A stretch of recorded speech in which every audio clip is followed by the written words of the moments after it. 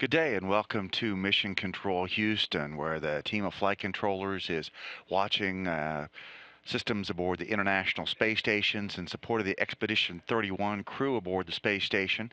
Commander Oleg Kononenko, along with his Russian colleagues Gennady Padalka and Sergei Revin, and the two NASA astronauts, Joe Acaba and Don Pettit, along with European Space Agency astronaut Andrei Kuipers, all continuing through their day today as the space station orbits about 240 statute miles over the southern portion of South America after having completed several passes over the United States a little bit earlier in their day. It's been a very busy week for the crew aboard the International Space Station. Monday started off with a lot of cargo operations associated with the Dragon SpaceX vehicle that successfully splashed down yesterday in the Pacific Ocean after a 9-day mission.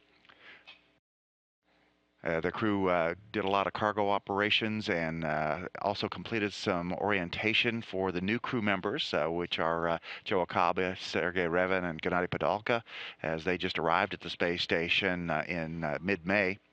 Tuesday was a very busy day as Andrei Kuipers took microbial samples for the return on SpaceX through various surfaces on the interior of the space station. A lot of routine housekeeping and filter cleaning, some periodic fitness evaluations to report to the doctors on the ground how the crew's doing. And again, more Dragon cargo operations, and also the Russians crew members were working with a new communications system, installing cables and software for that system. Wednesday was a procedure review for the final activities with the Dragon as the crew got ready to take it off the space station using Canadarm2 and release it for reentry. And they installed the controller panel assemblies on the Harmony common berthing mechanism port that was used by Dragon to get it ready for hatch closure. On Thursday, the crew did a stowage of final return items on the Dragon spacecraft, including those samples from the surfaces inside the space station. They closed the hatches on the Dragon spacecraft and then demated it from the Harmony module berthing port, the Earth-facing berthing port, and then eventually released the Dragon spacecraft. While they were doing that, their Russian colleagues were replacing 9 of 10 different smoke detectors that provide monitoring capabilities inside the space station. And then the crew monitored Dragon's re-entry and splashdown in the Pacific Ocean, which all went very well. Joe Acaba also provided blood and urine samples for experiments that are looking at how nutrition and microgravity affect the human body and how they might be related to long-term changes in eyesight for astronauts that could be important for both future human space travel for long distances and also for people here on the Earth who suffer from vision problems.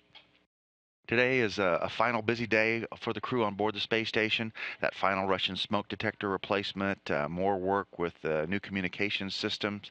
The Russians also continued work with their new MOCARD experiment that looks at how cardiovascular systems react to microgravity. One of the many research activities continuing on the space station, even in the face of all this commercial resupply activity. Joe Acaba providing more samples for those human research facility experiments, looking at how the body reacts to microgravity as well. Acaba also today supporting some kinematics as he looks at putting special markers in different places of his body, strategic locations, and then exercises on the treadmill system so that engineers and doctors on the ground can help calibrate the exercise equipment for Joe Acaba. Andrei Kuipers today worked with rotating one of the Japanese experiments racks out of its moorings for examination, and Don Pettit is working with the Space Acceleration Measurement System that measures the microgravity environments aboard the space station, and also with some adjustments to the intermodule ventilation system, the air ducts into the JAXA Kibo module, that laboratory provided by the Japan Aerospace Exploration Agency.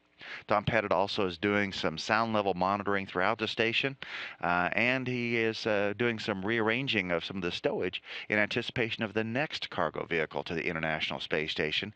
That'll be the Japanese HTV-3 cargo vehicle, which is scheduled to go up to the space station later this summer. So all in all, a very busy week for the crew on board the station, and a very full week and they're going to have an opportunity over the weekend to get some rest and relax before another week of heavy research operations next week.